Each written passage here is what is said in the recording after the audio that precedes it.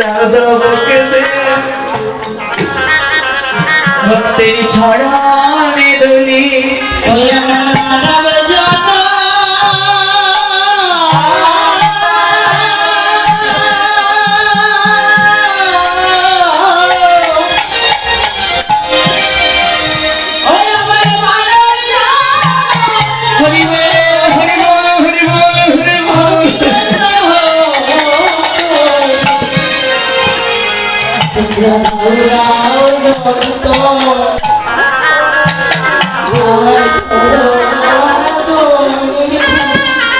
আমার মানব জনমকে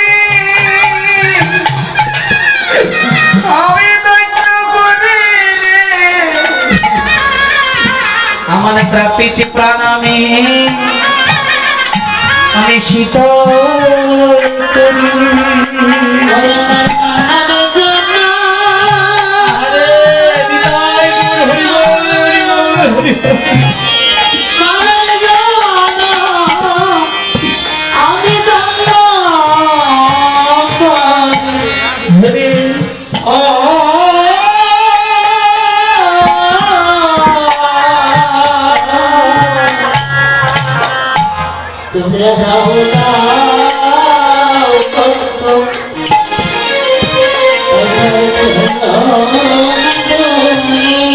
দেখিয়া নারদ কহি নারায়ণ ও নারায়ণ ওই যে যারা কীর্তন শুনে কান্না করছে, যারা কীর্তন শুনে হনয়নের জলে অর্পণ করছে, বাবা চাইলে কিন্তু কাঁদতে পারবেন না, চাইলে কাঁদবেন। মানুষ কোন সময় কাঁদে? যখন দুঃখ পায় তখনই কাঁদে, এর আগে মানুষ কাঁদে। কিন্তু এখানে কি দুঃখ পেয়েছে? যেই নয়নের জল ধান করেছে। আমার গোবিন্দ বলছে যে আঙ্গিনায় আসিয়া এক বিন্দু নয়নের জলে দিবি, শুধু এক বিন্দু নয়নের জল আমার চরণে দান করবে,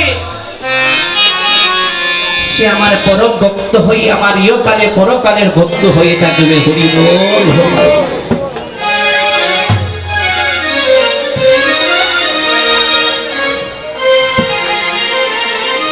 বলছে নারায়ণ গো, যারা হরি নাম শুনে কৃষ্ণ নাম শুনে তারাও তো মারা যায় বাবা। যারা কৃষ্ণ নাম শুনে না, হরি নাম ভালোবাসে না, গীতা পাঠ ভালোবাসে না, অনেক দাদারে জিগাইবা দাদা গীতা পাঠ যাই তা বলে না বাবা, বলে ফেনে ওই গীতা পাঠ বললে আমার অঙ্গানি, আমি জীবনে গীতা পাঠ করি। আছে না বাবা? এরকম ভক্ত আছে না? দেখবা জীবনে গীতা পাঠ বইতো না, যখন গীতা পাঠ আরম্ভ করবে সেটা সাত দূরে যাই বলি।